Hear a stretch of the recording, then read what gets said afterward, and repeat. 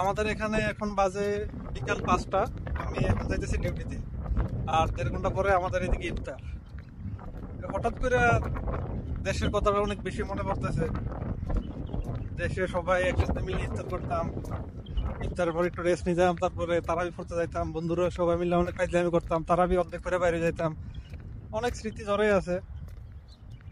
তো বিদেশের লাইফটা আসলে মানুষ আপনাদেরকে অন্যরকম ভাবে দেখায় দেখায় যে তারা মানে অনেক টাকা পয়সার মালিক, অনেক দামি বাড়ি গাড়ি ইউজ করে। আসলে এই জিনিসটা পুরোটাই মিথ্যা। আপনারা যতটুকুই দেখেন, যতটুকু আপনাদেরকে দেখানো হয়, এর বাইরে বিদেশের জীবনটা আসলে অনেক কষ্টের। এই যেমন আমি এখন ডিউটিতে যাইতেছি, ডিউটিতে কলিগদের সাথে ইফতার করলাম, ইফতার করে আবার ডিউটি শুরু করবো। একদম রাতে 12টা পর্যন্ত ডিউটি।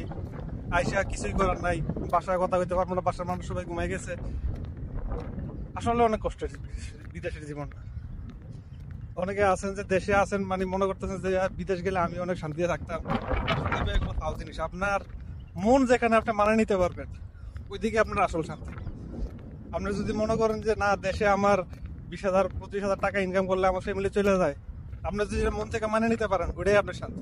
আপনি বিদেশে যদি 50,000 টাকাও কামান, 1 লাখ টাকাও কামান, আপনি মানসিক শান্তিটা পেতেন। মানসিক শান্তিটাই বেশি গুরুত্বপূর্ণ। তো দেখা হবে পরবর্তী ভিডিওতে। আসসালামু আলাইকুম।